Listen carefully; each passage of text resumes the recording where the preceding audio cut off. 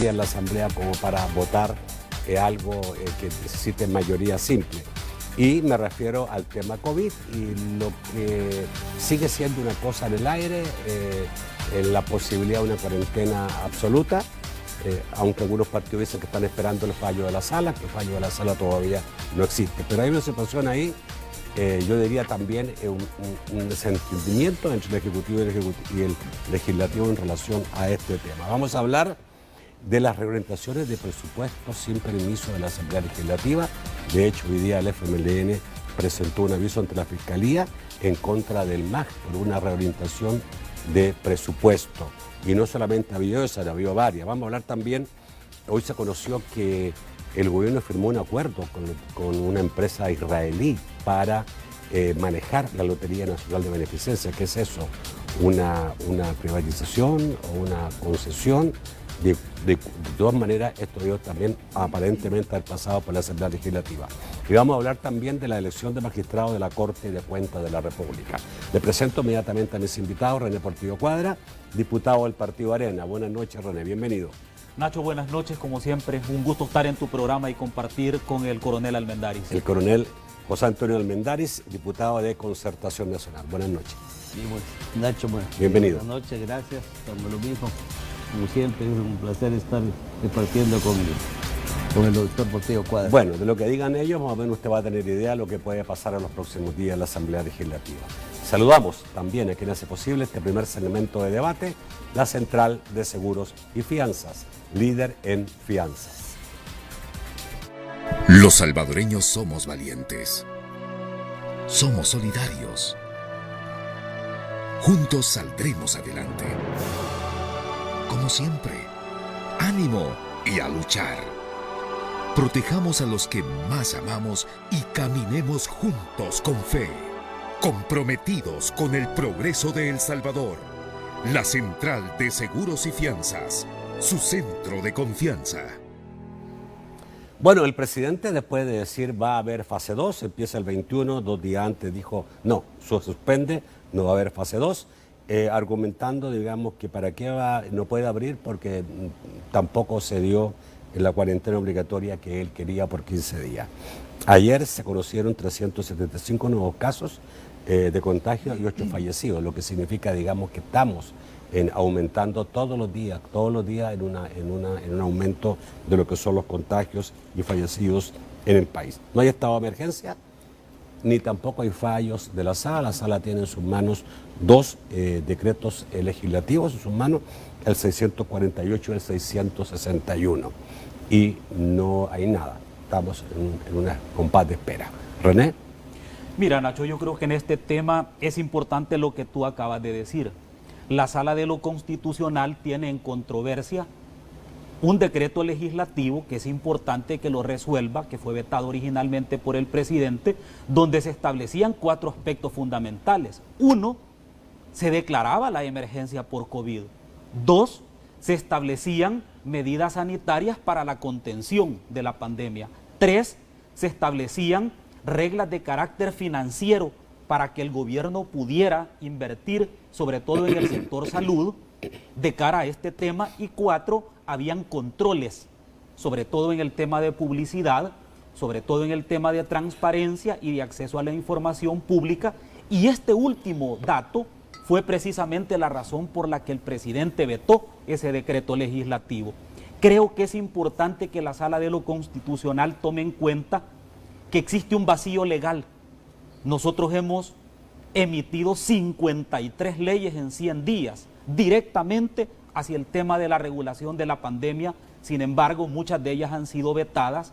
No tendría sentido en este momento hacer un esfuerzo legislativo que vuelva a vetar el presidente, cuando en realidad la sala tiene ya más de 18 días de tener esta controversia, y creo que es el momento para que la sala dirima esta situación y le dé esta herramienta jurídica al país. René, legalmente tenía plazo 15 días, ¿no? La sala. Es correcto, es correcto. ¿15 días hábiles? 15 días hábiles para poder resolver. ¿Significa que ya los próximos días vence esto o está por vencerse? Yo te aseguraría que en los próximos días, si no es que en el transcurso de esta semana, la sala pudiera fallar, si llevan los plazos, digamos, de manera adecuada. Pero además de eso, más allá del tema de los plazos, es la urgencia de que el país cuente con una herramienta. Claro, existe una posición diametral entre el decreto legislativo y lo que el presidente quiere. El presidente quiere dos cosas nada más: encierro total y que le den manos libres y que le sigamos aprobando más dinero. Y ahí es donde yo creo que deben de establecerse reglas para el uso del dinero público, porque yo traigo una cuenta aquí de 2.185 millones de dólares que están en la gaveta del Ministerio de Hacienda. No es que hace falta la aprobación de la Asamblea, no. Constantes y sonantes, 2.185 millones de dólares, que muchos de ellos fueron manejados de manera bastante discrecional, y ahí tenemos nosotros una bolsa de presunta corrupción, donde se compraron botas, donde se compraron mascarillas, donde se compró maíz a México, donde se compraron otros insumos sin ningún tipo de información ni de transparencia. En ese sentido yo creo René, que es necesario. El gobierno ha tenido 2.000 Claro. 2.000 millones de dólares disponibles. Disponibles. Parte lo ha gastado ya. Parte lo ha gastado ya, correcto. Solo te cito brevemente. El 28 de marzo, 426 millones. El 7 de julio, 1.000 millones. El 22 de junio, 320 millones del BIRF. 14 de abril, 389 millones del Fondo Monetario. Esto es parte de los 2.000 millones. Y el 8 de mayo, 50 millones del BCIE. Entonces, nosotros le hemos dado el financiamiento adecuado al gobierno. ¿Hace falta que aprobar? Sí. Aquí tenemos 2.185, todavía hace falta para los 3.000 una cantidad. Además de eso le hemos dado leyes. Lo que nosotros no podemos, y esto lo voy a recalcar bien, lo que nosotros no podemos es darle herramientas jurídicas que fueron expulsadas del ordenamiento jurídico por la Sala de lo Constitucional.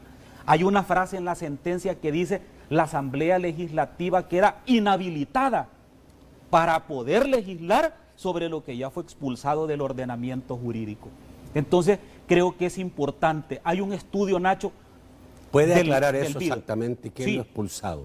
Expulsado del ordenamiento jurídico quiere decir que no se puede volver a legislar en otra ley, ni tampoco se puede replicar de facto, cambio la palabra, tampoco se puede replicar de hecho en un decreto ejecutivo. Porque si la Sala Constitucional determinó que no se puede detener a alguien Es correcto. por violar una cuarentena, no puede venir otro decreto a decir lo Correcto. mismo. ¿Te Fíjate refieres bien, a eso? lo cual no significa que el Ministerio de Salud no pueda poner medidas sanitarias. Son dos cosas totalmente diferentes. O multas. Correcto. La sala lo que dijo es: en este procedimiento de la pandemia, usted no puede violar derechos constitucionales. Y si los viola, los modula, los regula o los limita, entonces tiene que ser por un decreto legislativo, no ejecutivo. Entonces yo creo que es necesario. O sea, sí se puede, Claro que sí, por determinar supuesto la que sí. detención Sí, y todo, señor, claro. pero tiene que ser la Asamblea la que lo establezca. Tanto es así que con el coronel Almendaris en una de las reuniones platicábamos que ya existe el delito de incumplimiento de medidas sanitarias. Eso ya está legislado. Para eso no necesitas un régimen de excepción. Desobediencia de particulares. De particulares también es otra figura. Entonces, Desobediencia de la autoridad. De Claro, particulares. las dos, existen las dos, lo único que son Sí, para sí. casos totalmente diferentes. Termino con diciéndote lo siguiente: el país necesita una herramienta jurídica, pero que esté sobre la base del respeto a los derechos fundamentales, no saltándoselos, sino respetándolos. Ok. Coronel, usted se ha manifestado a favor de darle al gobierno un estado de excepción. Así es, el régimen de excepción que está pidiendo para que se pueda hacer lo que ya fue expulsado por la Sala de la Constitucional en otras leyes que no sean el que se vota por 56 votos y le da todas esas facultades que los otros no la tenían. Remontémonos a aquella reunión que estuvimos 6 días reunidos, que fue por lo que también nosotros no estuvimos de acuerdo. Cuando se habla de una cuarentena y después se hablaba de el empleo de los DUIs, cuarentena significa no salir. Y el uso de los DUIs era para que se pudiese salir ordenadamente. Lo mismo que cuando se pedían 15 días para todo el mundo, cuando se dijo de que para la empresa privada fueran 8, que después se convirtieron en 7, porque era a partir de una fecha ya prefijada, que era el 3 de junio, se convertían en 7, y que para los empleados públicos podían ser hasta 16. También nos tuvimos en cuenta porque el contagio no diferencia entre empleados públicos y empresa privada. Bien, había también de otro decreto algo que no estuvimos de acuerdo. Y le explico por qué. Se decía que eran 60 municipios en los que se iba a aplicar la cuarentena. Quiere decir que si de repente salía un número 61 o 62, había que llegar a la asamblea para que se agregase mediante un decreto, una reforma al decreto, el 61 y 62. Nosotros creemos que lo que estamos viviendo se necesita que los instrumentos los tenga, en este caso el Ejecutivo, para no estar con esa burocracia de que hay que meter una pieza de correspondencia y pedir el 61 o que quitemos uno que ya no está contagiado, y por eso también no estuvimos de acuerdo. Que con el régimen de excepción se habla de medidas focalizadas, sea por la capacidad instalada que tiene el gobierno, que no puede tener tropa, soldados y todo en los 262 municipios, y habiendo muchos municipios que no tienen ningún contagio. Por ejemplo, en el caso de Morazán y de Chalatenango, Morazán es el que menos tiene, y hay municipios que ni conocen, gracias a Dios, esta pandemia. Entonces, quien puede más, lo más puede lo menos. Hacer, como decimos nosotros los militares, lo que son los principios de la guerra, el principio de masa, o sea, concentrar donde está el enemigo, en este caso la pandemia, y economía de fuerzas en los lugares donde no existe, que también lo puedan hacer. También ese decreto le decían al Ejecutivo cómo tenía que organizarse para poder combatir la pandemia. Si ya existe en la ley de protección y mitigación de desastres, ya existen los comités nacionales, departamentales, municipales y hasta comunales, que son los que se emplean para este caso, y por lo tanto no queríamos que, en otras palabras, que le dijésemos qué quería hacer y cómo tenía que hacerlo. Entonces, a mí me parece que es atar de manos al gobierno, a manos y pies, y creemos que debemos que darle, ya repito, los instrumentos suficientes para que pueda combatir este problema, y segundo, menos burocráticos y ágiles. Ok, bueno, el corte le voy a preguntar algunas cosas que dijo René Portillo Cuadra en relación a lo que ellos ven como limitante. No sé si más dinero también está incluido entre lo que usted dice en darle al gobierno lo que necesite, y también, digamos, la discrecionalidad del uso del dinero. Vamos al corte y ya volvemos. Bueno, y la pregunta que te voy a echar de antes, o sea, sí, usted dice hay que darle al gobierno lo que necesita para enfrentar la pandemia. ¿Piensa que también hay que darle más dinero y discrecionalidad en el uso del dinero? Bueno, no los ha pedido más recursos, y lo que le hemos dado creo que son suficientes. Tanto así que, con lo que decía el doctor, yo creo que ante eso que creemos o nos han informado del mal uso de los recursos, lo más lógico es que citemos a la presidenta de la Corte de Cuentas de la República. Y no solo eso, por cierto, tengo un informe, una solicitud del señor Pedro de Alba, que es de la CICIG, que me estaba pidiendo que quería reunirse conmigo. Medio hablamos el jueves pasado en la plenaria, y que creo también que son las dos instituciones que nos podrían dar luces exactamente de qué es lo que está pasando, ¿no? ¿De las CICIES? Sí, las CICIES, y cómo se llama, y en el caso de la Corte de Cuentas, para que tuviéramos un informe que nos lo llegue a dar. ¿Usted ha tomado contacto con la CICIES solamente con usted o con la Asamblea General? Pues fíjese que el señor Pedro de Alba me buscó el día jueves durante la plenaria, medio lo atendí, que quedamos que esta semana nos vamos a reunir con ellos, y es una oportunidad también de saber qué es lo que está pasando y qué es lo que están haciendo. Ya, porque algunos están diciendo que ha pasado mucho tiempo y la CICIES no ha dicho absolutamente nada. Bien, pero como digo, tengo la oportunidad entonces de preguntar qué están haciendo y qué es lo que pasa también Ok. con los recursos. Decía que el FMLN hoy día presentó un aviso de investigación ante la Fiscalía General de la República contra el Ministerio de Agricultura por posible cometimiento de delito en el manejo de fondos públicos. Lo que hizo el Ministerio fue transferir fondos o reorientar fondos e incluso, digamos, dice el FMLN que comprometió los salarios de los trabajadores, fondos que eran para pagar salarios, lo que tengo entendido por la ley es absolutamente prohibido. ¿Qué pasa con estas reorientaciones que están Depende habiendo? si lo hizo antes. Depende si Sí. lo hizo en el marco Ya. de la vigencia de cualquiera de los decretos de emergencia que nosotros emitimos. Así es. Porque si lo hizo en el marco de la vigencia de cualquiera de los decretos de emergencia, la ley lo habilitaba. Pero si lo hizo en alguno de los vacíos, en que quedaron, digamos, porque hubo fechas que no había régimen de excepción, ni tampoco estado de emergencia, si este último no estaba vigente, habría efectivamente el cometimiento de posibles ilícitos. De hecho, eso está prohibido por la legislación que rige el Ministerio de Hacienda. Concretamente hay varias leyes que se refieren a que no pueden transferirse fondos excepto de la misma cartera de Estado, pero no de una hacia otra. Pero hay algo que quedó inconcluso que te lo quiero aclarar. Uno de los grandes vacíos que hemos tenido en la administración de la pandemia ha sido la falta de un plan coherente, sistemático, evaluado. Eso no lo hemos tenido. Fíjate que el 20 de mayo el BID publicó un estudio de 83 páginas que se llama del confinamiento a la reapertura en cuanto al tema de COVID. Y establece 4 principios básicos que todavía estamos a tiempo de impulsarlo. Primero, establecer una estructura de gobernanza para la pandemia. El Salvador no la tiene. Nada más el presidente se ha quedado diciendo que el Ministerio de Salud es el ente rector. Eso ya lo sabemos. Pero la gobernanza de la que habla el BID es una unión de fuerzas de la sociedad civil con el Estado, la academia, para impulsar un plan único. Segundo punto, gestión de la coordinación. Se le da un rol a cada institución y cada una evalúa su trabajo y rinde cuentas. Tercero, gestión de los datos o inteligencia en la incidencia epidemiológica.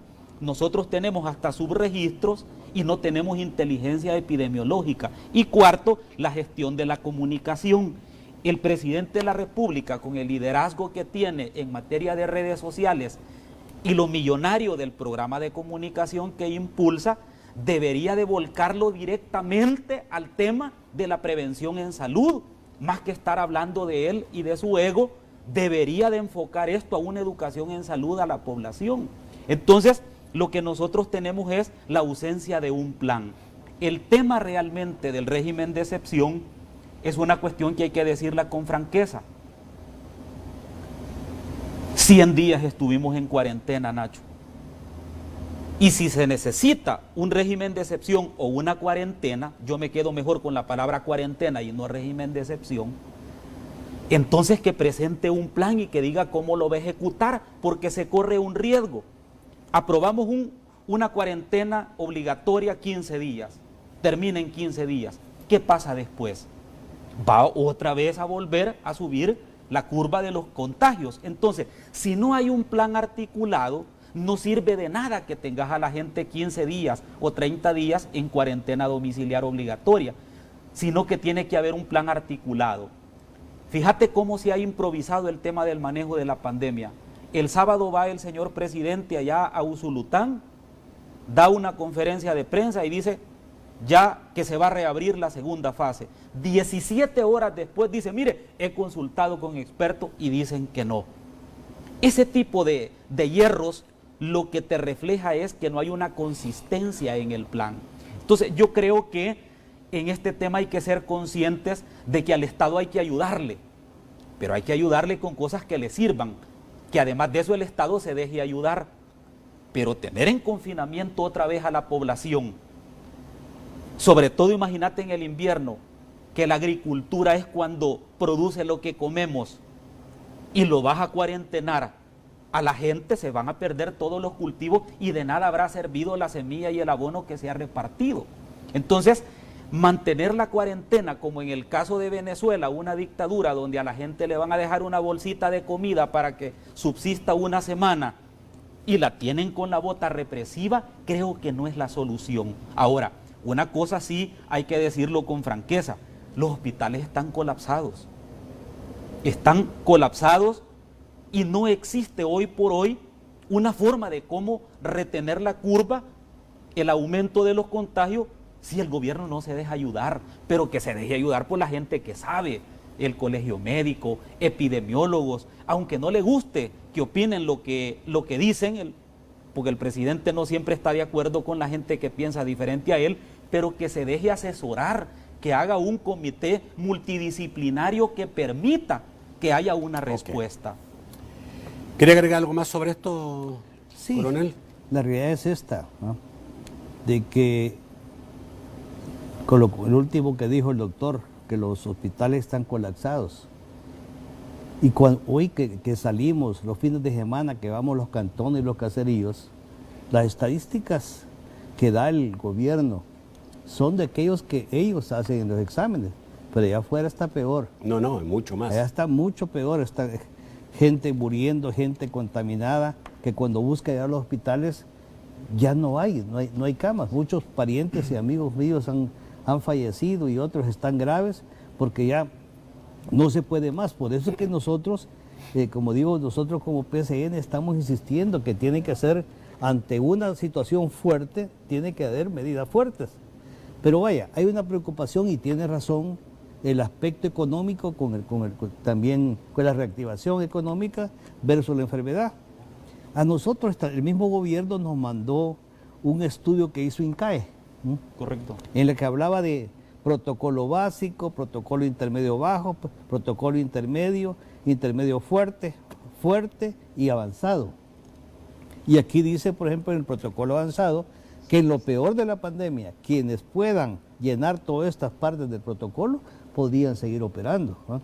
Entonces, ¿qué quiere decir? Que aunque nosotros diéramos un régimen de excepción o una cuarentena fuerte, aquí está también la forma de poder mantener, de que no nos quedemos estancados y que de repente no haya digamos, recursos de la población para poder trabajar. Pero sí que insistimos en que ante medidas fuertes tiene que haber también una reacción fuerte. Ok. Las reorientaciones, eso se habla mucho, las reorientaciones, y tú dijiste, digamos, depende en qué momento se hayan hecho. La asamblea, y esto te lo pregunto porque he escuchado gente que dice, ¿y la asamblea qué dice? No hace nada. Y la asamblea no, porque lo que entendemos que una reorientación presupuestaria en tiempo normal tiene que ser aprobada por la asamblea, porque el presupuesto es una ley. Correcto. Se no puede romper una ley sin que pase por la asamblea. Entonces, por lo tanto, ¿qué está llevando la asamblea el registro de todo lo que se está diciendo de estas reorientaciones que se han hecho? Mira qué tan grave es el tema de hacer una reorientación de fondos sin el aval de la asamblea.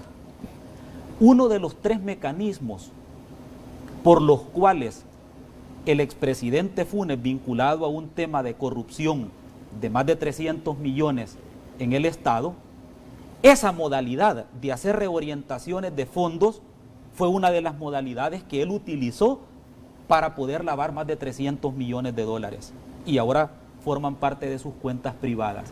Eso es lo delicado del tema de la corrupción.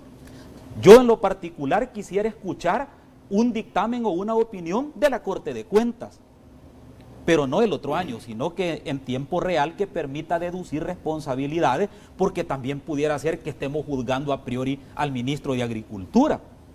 Es decir, no podemos partir de premisas falsas, sino de premisas comprobadas. Por eso es que necesitamos una Corte de Cuentas eficiente. Pregunto, ahora, legalmente el ministro, a ver, imaginémonos que estaba en tiempo de emergencia legal y pudo hacer la transferencia, pero ¿podía tocar dinero que era para sueldos?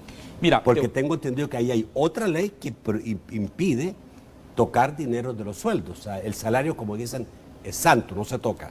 Sí, mira, te voy a aclarar lo que la ley dice. Lo que la ley dice es que se pueden hacer transferencias de fondos dentro de la misma institución. Lo que no podés hacer es transferencia de fondos de una institución a otra. De acuerdo. Estamos. Eso es lo que la ley dice. Vayámonos ¿Qué al es lo que hizo segundo. en este caso el Ministerio de Agricultura? Vayámonos al segundo punto. Lo que el ministro supuestamente hizo es que se gastó el dinero que estaba destinado para salarios en un rubro para el cual no estaba autorizado. Porque como tú muy bien lo dijiste hace un momento, la ley de presupuesto es eso, es una ley en sentido material, es una ley, perdón, en sentido formal, cuyos rubros y cantidades están predeterminados para invertirse en lo que fue aprobado, no en otra cosa. Ese Sí, pero tema es bien un estado de importante. emergencia permite. Ese es el tema. En un estado de emergencia te permite el estado de emergencia dos cosas. Una es recurrir a la compra directa.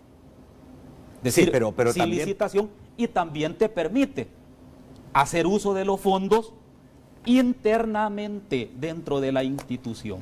Eso es lo que te permite el estado de emergencia.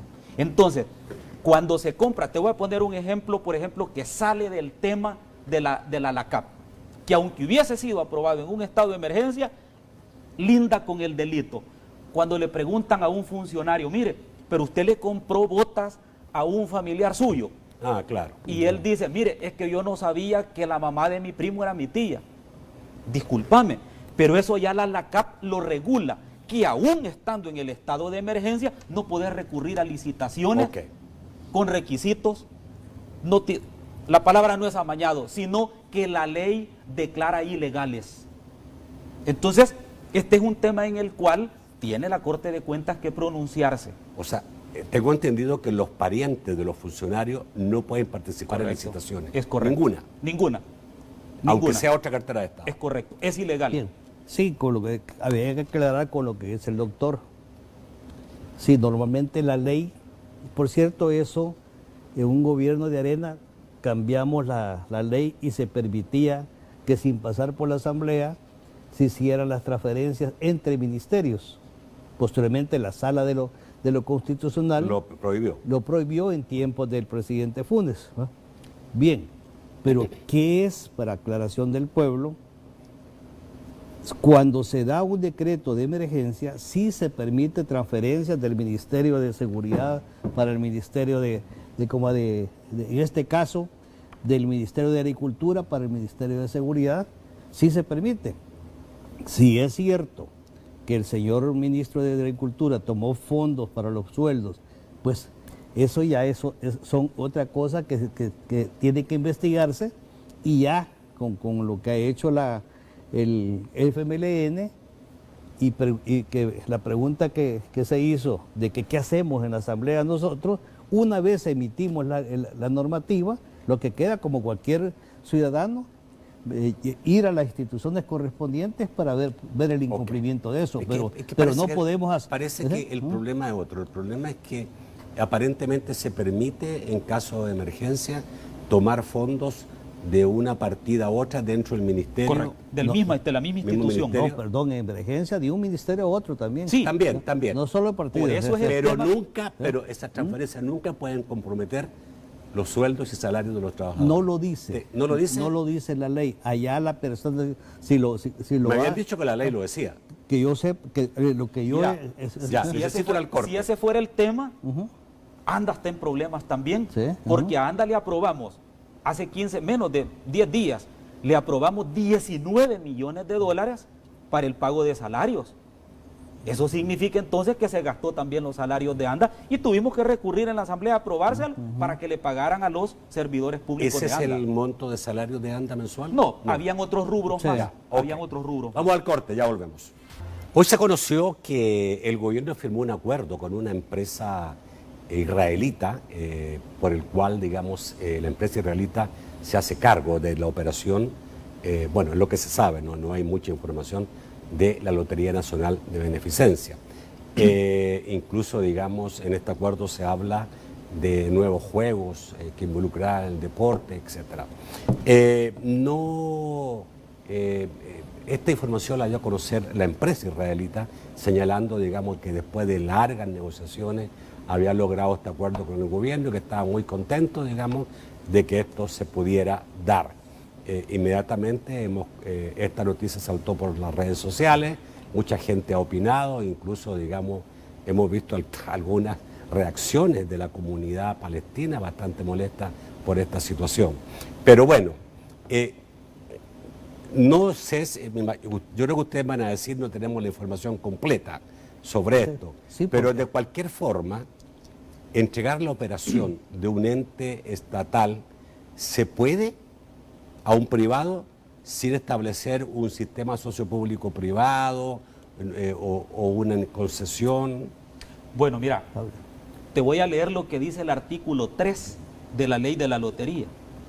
Dice: el negocio de lotería es actividad exclusiva de la Lotería Nacional de Beneficencia. En consecuencia, queda prohibido su ejercicio a cualquier persona natural o jurídica de derecho público o de derecho privado. Este artículo está vigente. Este artículo no ha sido reformado. Primer punto. Segundo punto. Hay una sentencia que la Sala de lo Constitucional emitió, que fue cuando abrieron el CITRAMS, si tú te acordás, que es la sentencia 37-2015. En esta sentencia la Sala dice que hay que distinguir entre bienes de uso público y bienes públicos. Para la explotación de ambos se necesita de una licitación y obviamente de una concesión para que lo explote un privado. Con autorización de la Asamblea Legislativa, sin licitación. Por supuesto. Entonces dice la Sala de lo Constitucional que el artículo 120 de la Constitución se debe de interpretar que ahí están incluidos los bienes de uso público y también los bienes públicos. ¿Por qué? Porque cualquiera que lea la Constitución, el artículo 120 puede caer en un error. Dice: toda concesión que otorgue el Estado para la explotación de muelles, ferrocarriles, canales u otras obras materiales de uso público deberán estipularse el plazo y las condiciones de dicha concesión atendiendo a la naturaleza de la obra y el monto de inversión requerida. Estas concesiones deberán ser sometidas al conocimiento de la Asamblea Legislativa para su aprobación. Cualquiera pudiera creer que lo único que se concesionan son ferrocarriles, calles. No, lo que se concesiona es aquello cuyo titular es el Estado y que requiere de una explotación de un particular. René, todo está sometido creo a una que además concesión. hay otra cosa, por si nos dijeran, digamos, que no, que esto se trata, digamos, de nuevo juego, de cosas así, pero tengo entendido también que el Estado tiene el monopolio. Es que por eso te leí el artículo 3. De ese tipo de Por eso de te leí el artículo 3 cuando te dice que exclusivamente, eso en derecho es un principio de reserva de ley. ¿Quieres modificarlo? Reforma el artículo. Pero como son bienes del Estado, es más, ahí hay un punto que hay que decirlo. ¿Sabés vos que de acuerdo a la ley de la lotería, las ganancias que se obtienen de ese juego van directamente al sector salud? Y lo dice textualmente, van directamente al sector salud, no tienen otro destino. Entonces, lo que significa es que si hay una empresa que va a explotar esto, primero debió haber pasado por una licitación. Te voy a citar otro caso, el caso de Sertrasen. La explotación de Sertrasen es una empresa privada, pero que tenía que pasar por una licitación. ¿Cuál pudiera ser la excepción en este caso? Porque como no conocemos el acuerdo completo. El CNR también. No, en el caso del CNR es autónoma. No, perdón, ¿cómo se llama el registro de personas naturales para el DUI? También hay una licitación y un permiso y una concesión del Estado, correcto. Mira, el tema aquí es complicado, porque la misma Constitución señala que cuando un funcionario público toma una decisión que no está dentro de sus facultades, la decisión, la acción o el acto se toma como nulo y en consecuencia por no escrito. Entonces yo creo que si quieren hacer esto bien, tienen que pasar por el proceso licitatorio y tienen que pasar esa concesión. Habría que ver qué dice el gobierno, porque el gobierno no ha hablado. Lo que pasa es que el que habló fue la empresa israelita. Lo que pasa es que independientemente de lo que diga el gobierno, las reglas ya están establecidas en la ley de la lotería y en la Constitución. Sí. La pregunta es, Coronel, Bueno, yo podía alegar desconocimiento de eso. Lo único que podría decir es si se le ha dado para que ella lo explote o para que ellos lo maneje. Ambas cosas. Porque podíamos decir, como se llama, mire, quiero que esta empresa maneje, pero siempre las autoridades sean salvadoreñas. No sé si eso lo harían o lo podían hacer, pero repito, lo que pasa es que como pasa es que como esto es un negocio, pues las ganancias se van para la empresa privada concesionaria. En cambio, en el caso de las ganancias del Estado, van directamente al sector salud. Ahí está la diferencia. Y esa es la razón por la cual se necesita un procedimiento para poder desafectar esa masa de dinero o de bienes del Estado para que los pueda concesionar o explotar un particular. Obviamente aquí hay mucho que esperar a saber qué es. Que la lotería necesitaba una remoción y algunos cambios, eso es fundamental. La lotería se ha vuelto un ente, digamos, que cada vez obsoleto, que cada vez tenía menos ganancias, por lo tanto ofrecía y se sacaban menos loterillazos beneficio. También algunos así, se sacaban loterillazos mucha gente. Sí, y credibilidad también ha perdido.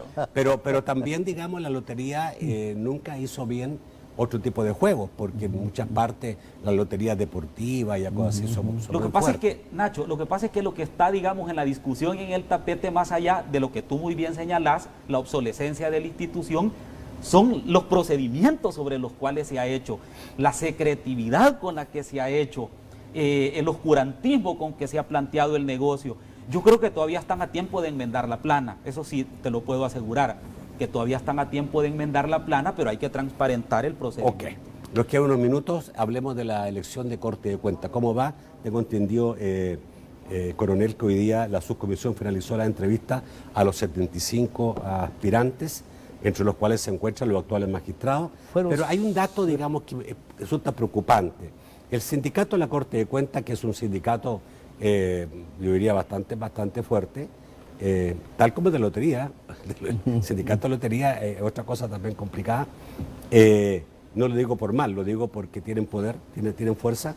El sindicato ha rechazado de los 76 aspirantes a 26, incluso a los que son actualmente magistrados.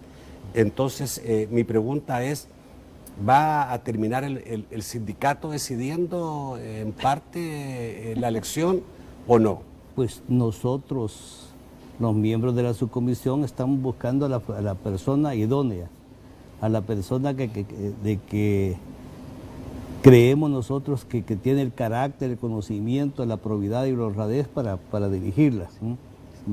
No conocemos, por lo menos yo no conozco, de que me han dicho el sindicato o cualquier otra persona, mire, fulana de tal, o fulano no tiene las credenciales o tiene estos problemas. Lo ha dicho el sindicato, pero no ha enviado nada a la comisión. Oficialmente no tenemos nada.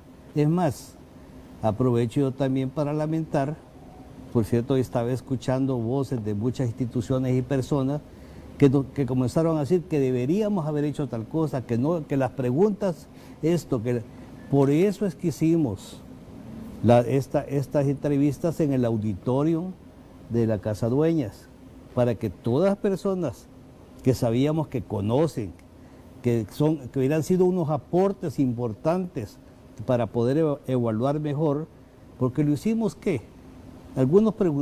buscamos instituciones y personas que nos dijeran qué podemos preguntar, o de acuerdo a la ley de la Corte de Cuentas y a las obligaciones poder hacer preguntas. Pero hoy escuché, como repito, de personas e instituciones que decían, mire, que no le preguntaron tal cosa, que no hicieron tal Las otra. las organizaciones civiles, las que normalmente, digamos, están detrás de estas elecciones, monitoreando, han dicho que no están satisfechos no están satisfechos ni con las preguntas, ni con la profundidad del tema, y que se le ha dado media hora a cada uno para exponer, pero Por no ha sido suficiente. Por eso digo yo, si del principio ellos hubieran llegado, porque acuérdense que ¿No llegaron? No, nadie llegó. O sea, y hubo puerta abierta. Estaba abierta la puerta, y es más, la mecánica que usamos nosotros es que se permiten preguntas del público. O sea, no solamente nosotros preguntamos, nos pueden mandar las preguntas para hacerlas nosotros, pero ellos directamente le pueden decir, ¿y por qué tal cosa? ¿Por qué tal otra? Y estuvimos haciendo un llamado durante todas las reuniones a que llegaran para que eso que nos están diciendo hoy al final que no sirve, no, sirviese con la participación de ellos. Mira, Nacho, a mí no me cabe ni la menor duda que la subcomisión está haciendo un esfuerzo bastante titánico en medio de la pandemia para sacar a las personas más idóneas. Pero hay que reconocer una cosa. ¿Será así? La gente siempre desconfía de estas elecciones. Sí, pero te voy a decir una cosa. Lo que sí hay que reconocer es que el procedimiento que realizamos en la Asamblea para elegir funcionarios de segundo grado, otra vez, es obsoleto. Mira, el 5 de diciembre de 2017, yo presenté un legajo de reformas al reglamento interior de la Asamblea Legislativa. Para regular las elecciones Para de segundo regular grado. el tema del baremo y la ponderación para poder elegir no en base a si es bonito o es feo, o es gordo o es alto, sino en base a los méritos. Y te voy a leer lo que hace falta. Por eso es que las organizaciones dudan y tienen razón. Mira. Pero no llegan. No, pero independientemente que lleguen o no lleguen, si tuviéramos un buen, no hayan llegado. si tuviéramos un buen instrumento, no llegarían. Porque confiarían en el instrumento, no en quien decide. Mira. Ok, pero sin te duda, lo digo tú tienes un rápido. corte, René, me tienen así diciendo. Te lo digo rápido. La ponderación, estudios de doctorado, maestría, posgrado, cursos relacionados, 25%. Experiencia profesional vinculada directamente a las funciones para el cargo, 25%. Publicaciones e investigaciones realizadas, 15%. Reconocimientos profesionales y académicos, 15%. Ejercicio de la docencia o relación con funciones del cargo, 10%. Resultado de la entrevista, 10%. Si tú tuvieras un parámetro objetivo, yo te garantizo que fuera mejor la elección de elecciones de segundo grado. Rápidamente, ¿por qué no se ha aprobado este tipo de cosas por iniciativa? Porque este tipo de cosas, por ejemplo, no van a las comisiones tradicionales. Cuando se toque el poder, se va a la comisión política. No es tan fácil. Todo eso que está diciendo es el baremo que tenemos ahorita. Ese es el problema. ¿Así? Sí. Ok. Está escrito, voy al pero corte no lo aplican. y seguimos hablando un poco más del En base a eso próximo. Nacho, buenas noches, señores diputados, buenas noches. Comenzamos con la participación de nuestros televidentes y Antonio Zúñiga es el primero. Dice, con relación a la Corte de Cuentas, siempre ha sido cuotas de los partidos políticos y nunca tienen ni han tenido independencia. Solo Hernán Contreras del PCN la tuvo 20 años. ¿Qué cambios ofrecen los invitados para esta institución? Gerardo Ferrer dice, buenas noches. Ayer el ministro de Hacienda dijo que por ustedes no se ha pagado 3 meses a los veteranos. ¿Es verdad? Josué Campos plantea, en ciudades de Europa, incluso ciudades de Australia, al ver un rebote de contagios regresaron al confinamiento para posteriormente controlar el índice de contagios y reabrir la economía. Si una cuarentena estricta no fuera eficaz, ningún país lo aplicaría. Roberto Gutiérrez, dice Nacho, el diputado Cuadra, comenta que el presidente debe dejarse ayudar, pero el Colegio de Médicos fue a decir a la Asamblea sobre abrir el transporte público en fase 1 y en el decreto 661 querían abrirlo todo sin medidas. ¿Para qué puede explicar esto? Adonai Mejía cita también al doctor Portillo Cuadra. La educación no es de una campaña, es un proceso de décadas y estoy escuchando lo mismo que decía hace 4 meses. Ninguna epidemia se controla hablando sin hacer nada. José Luis Zabaleta dice, en mi opinión, El Salvador ha fracasado en la lucha contra la pandemia y contra la delincuencia. La cuarentena solo justifica el militarismo. A mi manera de ver, podría ser necesario, por un lado, disminuir el contagio y por otro, reducir delitos. Fernando Morales, con él finalizamos, escribe, varias comisiones de la Asamblea están sesionando desde casa, evitando así contagiarse esta pandemia. ¿Por qué no mejor aprobar una cuarentena estricta y evitar que muchos salvadoreños evitemos contagiarnos camino a nuestro trabajo? Regresamos al set para las respuestas. Bueno, también tengo una pregunta de una amiga televidente que se coincide plenamente con que en el caso de la Lotería Nacional de Beneficencia debe haber una licitación y debería tratarse bajo ley de APP, a socio público-privado. Podría preguntarle al doctor Portillo Cuadra lo siguiente, si el gobierno efectivamente ha firmado una concesión con una empresa extranjera israelí, ¿qué procedería como país? ¿Sería similar a un caso como el CELENEL? ¿Procedería un arbitraje? Bueno, quizás voy a empezar en el orden que hicieron las preguntas. Los países han retrocedido y han regresado al confinamiento y efectivamente en ese confinamiento no se han vulnerado derechos constitucionales, como si se vulneraron en El Salvador. Si me preguntas a mí, no al partido, porque en este momento no puedo opinar por los demás colegas, si me preguntas a mí qué opino sobre la cuarentena obligatoria, yo te diría que estoy de acuerdo. ¿Sabes por qué? Porque los epidemiólogos más connotados del país han recomendado la cuarentena obligatoria focalizado en aquellos lugares donde hay brotes más altos de contagio. Por eso presentamos hace 15 días una ley para focalizarlo. Claro que es necesaria una cuarentena obligatoria focalizada, pero el presidente quiere todo o nada. Segundo punto de la pregunta, mencionaban el tema de, veamos, la segunda pregunta era sobre el tema de... ¿Por qué no se han pagado 3 meses? ¿Por qué no se han pagado 3 meses? Bueno, bastaría preguntarle que el señor ministro de Hacienda muestre públicamente en qué fecha mandó a la Asamblea Legislativa ese requerimiento. Que lo mande públicamente en un tuit. No, perdón. ¿En qué fecha lo mandó? Perdón, doctor. Es que eso iba en el presupuesto. A eso quería llegar. A eso quería llegar. Cuando aprobamos el presupuesto general de la Nación, ahí iba. Ese dinero iba aprobado. Pero asumamos que la pandemia movió los números. Perfecto, es razonable. Movió los números porque los ingresos no fueron suficientes. Entonces, que nos muestre a nosotros en qué fecha nos mandó ese requerimiento. Porque ayer yo vi tu programa y lo que ayer te dijo a ti es que había un consejo directivo que no había sido conformado y que como no había sido conformado, no habían liberado los fondos. Eso fue lo que te dijo. En ningún momento te habló de falta de dinero, sino te habló de un consejo directivo que, por cierto, lo tiene detenido el presidente. Hay que decirlo con franqueza, así como viene con transparencia. El otro punto que es importante es lo que mencionaba la televidente.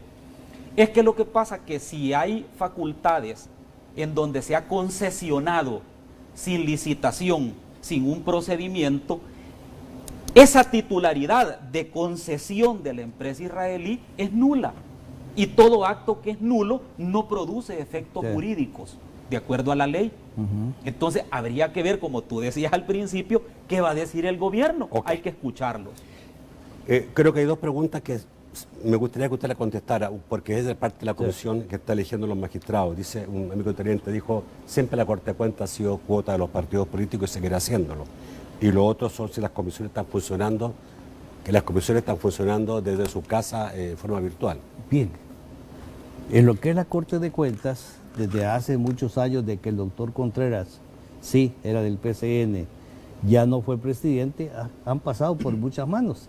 Inclusive ha sido modulada, si se puede llamar así, por la Sala de lo Constitucional, que cuando se ha encontrado algún indicio de que no llenaran los requisitos, más que todo de independencia, la misma Sala de lo Constitucional ha quitado a esas personas. Por lo tanto, no se puede decir que lo que sucedió hace años está sucediendo ahora. Ya.